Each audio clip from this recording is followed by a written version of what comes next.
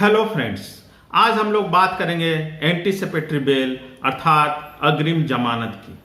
हम लोग इस एपिसोड में बात करेंगे कि एंटीसिपेटरी बेल क्या होता है, इसे कौन ले सकता है तथा इसे कौन सी कोर्ट दे सकती है, किन परिस्थितियों में एंटीसिपेटरी बेल फाइल किया जाता है तथा इस एक्ट को बनाने के पीछे सरकार की क्या मंशा थी।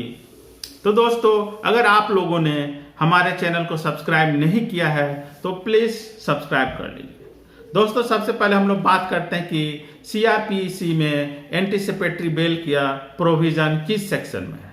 तो सीआरपीसी के सेक्शन 438 में एंटीसिपेटरी बेल अग्रिम जमानत का प्रावधान किया गया है। हम लोग बात करते हैं कि अग्रिम जमानत होती क्या है, एंटीसिपेटरी क्या होती है। एंटीसिपेटरी किसी भी व्यक्ति की गिरफ्तारी से पहले कोर्ट के द्वारा दिया गया जमानत बेल होता है।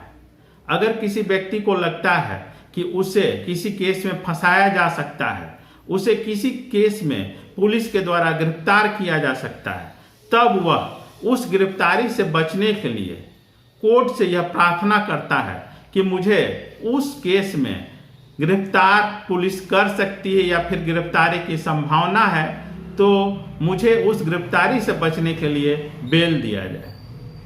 तो यह जो एंटीसिपेटरी बेल होता है, यह पुलिस के द्वारा गिरफ्तार किए जाने से पूर्व की प्रक्रिया है, गिरफ्तारी से बचने की प्रक्रिया है।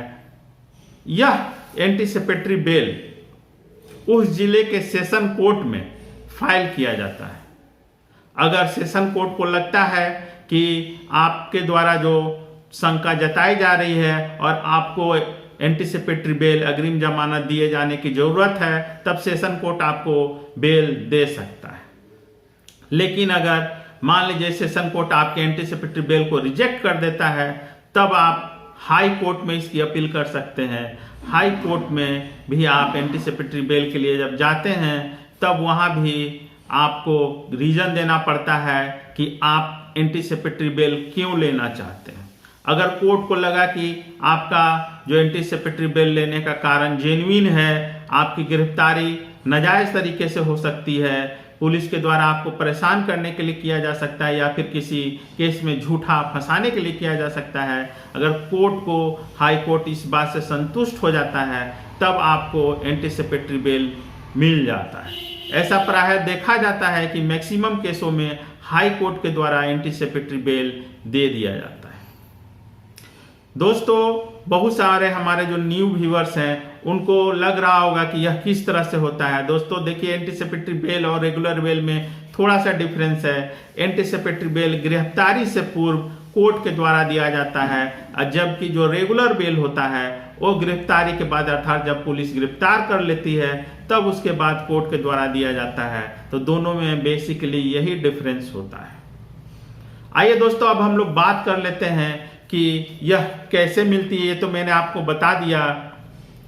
अब हम लोग बात करते हैं कि किन केसों में एंटीसिपेटरी बेल दिया जाता है।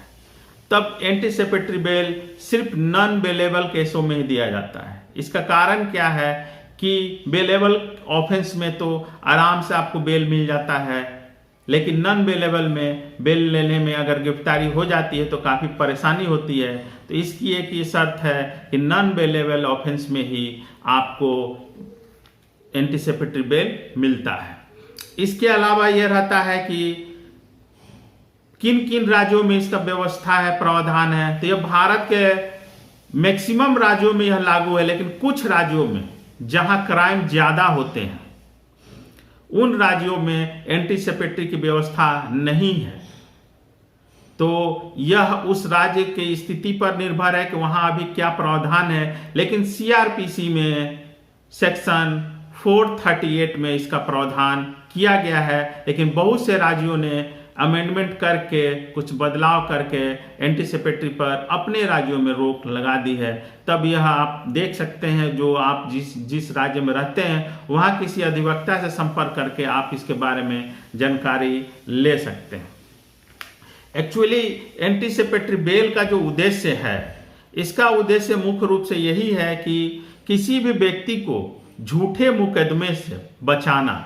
बहुत बार क्या होता है कि किसी के ऊपर झूठा मुकदमा कर दिया जाता है, या फिर किसी को साजिश के तहत किसी मुकदमे में उसका नाम डाल दिया जाता है, यह एक जेन्युइन बात है। भारत में इस तरह के बहुत सारे केसेस होते हैं कि कोई मुकदमा हो रहा, उसमें किसी का भी नाम डाल दिया गया। तब सरकार को लगा कि इस तरह के साजिश से जो लोगों को परेशानी होती है, लोगों को झूठे मुकदमे में फंसाया जाता है, तो उनको बचाने के लिए प्रावधान किया जाना चाहिए। तो उसी के लिए एंटीसिपेटरी बेल का प्रावधान किया गया है कि अगर आपको किसी केस में झूठे रूप से फंसाया गया है या साजिश के तहत किसी केस में एफआईआर में आपका नाम डाल दिया गया है, तब आप कोर्ट में बिना गिरफ्तार हुए अपने बेल के लिए पिटीशन लगा सकते हैं और एंटीसिपेटरी बेल की मांग कर सकते हैं। तो दोस्तों, यह तो बात हुई कि एंटीसिपेटरी बेल क्यों, कैसे और कब मिल सकता है। अगर आपको इसमें कोई कंफ्यूजन हो, कोई क्वेश्चन हो, कोई सवाल हो, तब आप कमेंट करके पूछ सकते हैं। तब तक के लिए धन्यवाद।